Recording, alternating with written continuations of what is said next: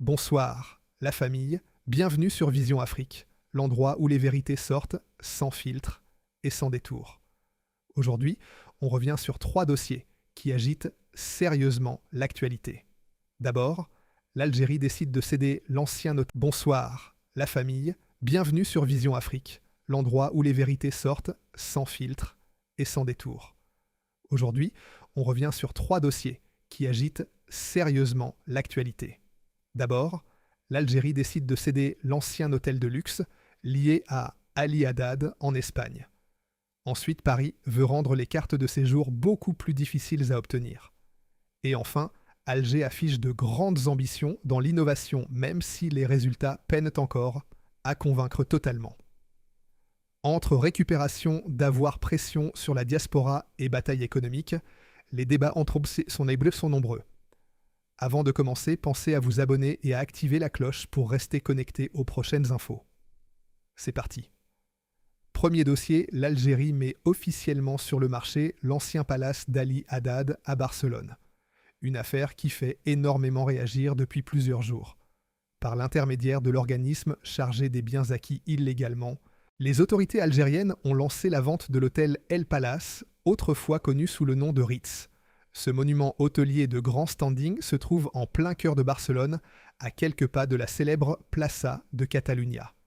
Petit rappel important, cet hôtel 5 étoiles ouvert depuis 1919 fait partie des établissements les plus mythiques de la ville espagnole.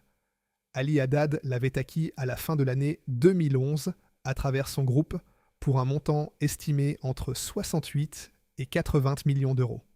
Après plusieurs années de procédures judiciaires complexes et d'accords notariés finalisés à Barcelone, l'Algérie en a récupéré officiellement la propriété en août 2025. Le Fonds national d'investissement a ensuite repris le dossier en réglant certaines dettes héritées de l'ancien propriétaire. Aujourd'hui, les estimations parlent d'une valeur dépassant les 100 millions d'euros selon plusieurs médias espagnols, dont El Confidencial. Derrière cette opération, le pouvoir algérien cherche surtout à transformer les biens récupérés en ressources financières capables d'alimenter les caisses de l'État et de soutenir des projets nationaux. Ce palace représente un symbole très fort car il faisait partie des actifs les plus prestigieux possédés par Ali Haddad hors d'Algérie. Pour beaucoup, cette vente envoie un signal clair, Alger veut récupérer chaque euro considéré comme appartenant au peuple. Et vu l'évolution du marché immobilier depuis 2011, l'opération pourrait même rapporter une importante plus-value au pays. Le ministre de l'Intérieur français demande de durcir les titres de séjour. Deuxième sujet, très suivi par la diaspora algérienne en France.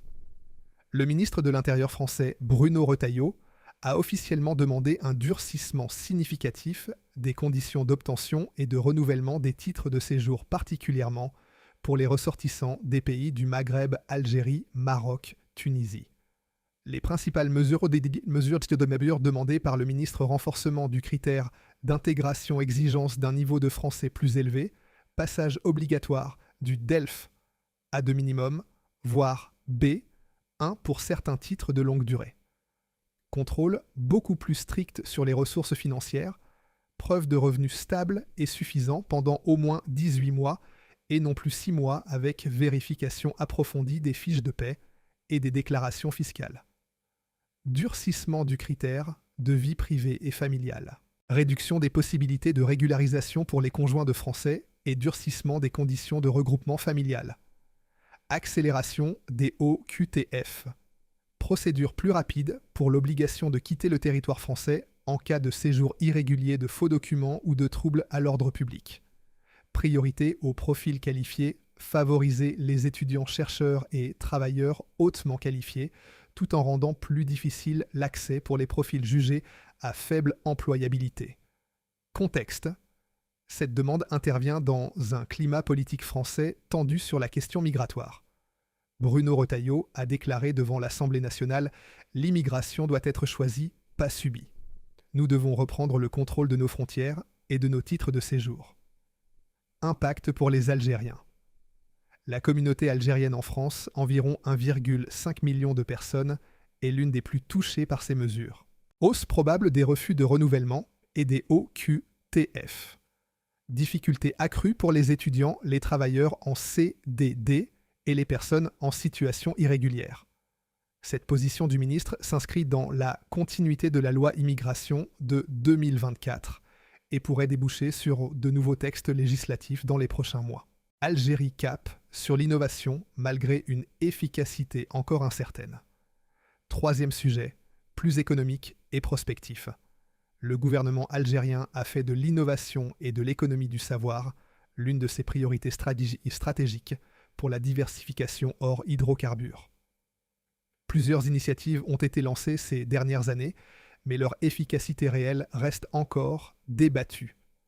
Les principales actions mises en place, création de plus de 40 incubateurs et accélérateurs de start-up à travers le pays, Alger Oran, Constantine, Sétif, Anabat Lemsen, lancement du Fonds national d'investissement dans les start-up avec un capital de plusieurs milliards de dinars, mise en place du pôle technologique Sidi Abdellah à Alger et du Technoparc d'Oran, qui sont les deux plus grands projets d'infrastructure dédiés à l'innovation.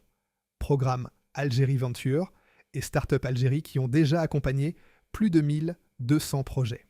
Exonération fiscale et avantages douaniers pour les jeunes entreprises innovantes, jusqu'à 10 ans pour certaines.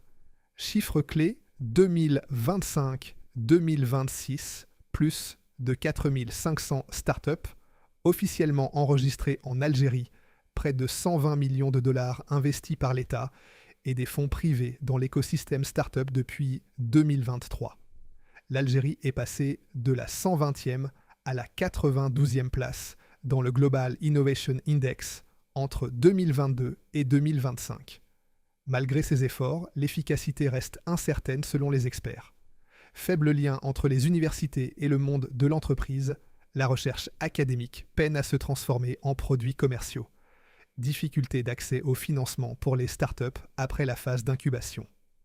Problème de bureaucratie et de lenteur administrative qui freinent encore beaucoup de projets.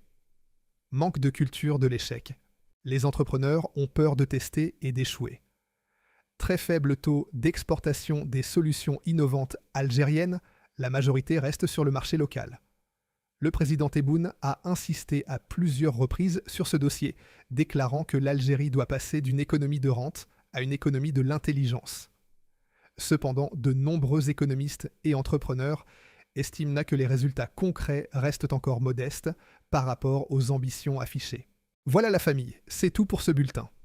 On a vu 3 sujets qui font actuellement parler la mise en vente de l'ancien palace d'Ali Haddad en Espagne, un symbole fort de la récupération des biens mal acquis. La demande du ministre français de l'Intérieur de durcir les titres de séjour, une mesure qui risque d'impacter fortement la diaspora, et l'Algérie qui mise sur l'innovation même si les résultats concrets restent encore en dessous des ambitions. Ces actualités montrent une Algérie qui avance sur plusieurs fronts: récupération des biens du peuple, défi de la diaspora et ambition pour l'avenir économique. Quel sujet vous a le plus interpellé aujourd'hui ? Dites-le moi en commentaire. Likez la vidéo